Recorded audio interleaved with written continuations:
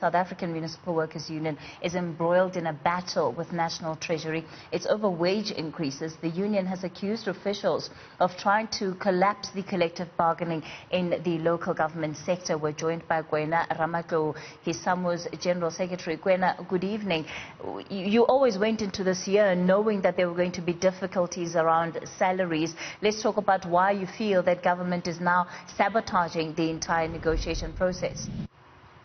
No, thanks very much. Good evening to the viewers also.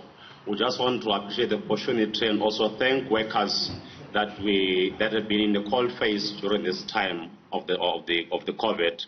And indeed, we received a presentation from National Treasury. In the presentation, National Treasury immediately goes to try to say the municipalities should not pay for the salary increment that was signed. This is the last leg of the agreement. We are not in any negotiation. We have already, in the bargaining council, agreed, and a circular has been issued that says workers are going to get 6.25% in terms of when it comes July. And we're also aware that the attempt by Treasury, it's an attempt to negotiate through the back door, which we're not accepting or rejecting it. And what they are doing now, they are provoking workers in the sector, and we ask them if they are ready for what they're asking for, because the reports after we reported back to our structures is that the sneakers are ready for us to be on the street very soon, so that workers can defend the agreement, so that whatever they've done to others, we're not part of those.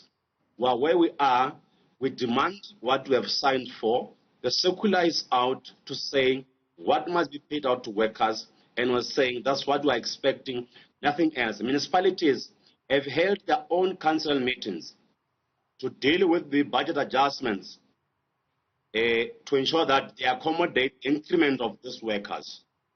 At the same time, there's upper limits of senior executive and councillors that have been approved by a COCTA. And councillors are going to be receiving their own increment themselves and the top executives. And then National Treasury has a nerve to come to us and say to us, we must think about going to a bargaining committee. We're not going to a bargaining committee about this matter. The bargaining is finished. We have an agreement in place. They must implement. If they don't implement, let's meet on the streets. That's where we are. Koena, it sounds like a threatening approach that you have taken. I wonder how much room you have made in order to really take into account the context of the day when it comes to the financial strain that the country is in right now and how that has been worsened by COVID-19. We have an economy that's expected to contract by at least 7%. That's what the World Bank is putting at. It could be much worse than that. And I'm just wondering, is this the right time? Let me indicate this part. If you are supposed to eat, there is no GDP here we're talking about here. When you want to eat food, you must eat food. There's no GDP, there's no World Bank in your home, there's no World Bank in your account. We're speaking about the lawless paid workers in the sector. The threat and the examples used around the COVID-19. In fact, what is missed here is that the municipalities on their own, given COVID-19, they have not been doing much expenditure to any other area because there was no work done. The money is in the bank of municipalities. Over and above that, we've also received the announcement by the president to say there is a package coming to local government.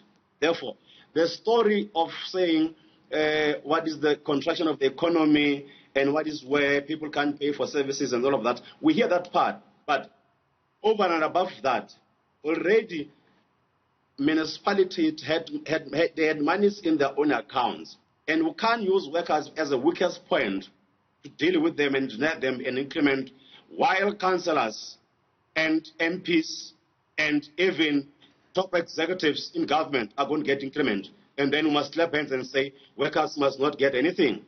We're not agreeing to that approach, and in fact, Treasury is not an employer body to us. The employer body is SALGA. SALGA represents all municipalities. We've agreed with SALGA when we issued the circular on the 6th of March to say the sector increment is going to be 6.25. That's where we're standing. Workers are warming up on their sneakers as we speak now. The other issues of GDP, they're not in your account, they're not in your house. But it's you with your children during this time that you want to be able to do what? To feed the family. Therefore, there can't be any discussion about let's look at the economy contracting. Yes, we can do that through NetLeg and see what could be stimulus package that can be put together.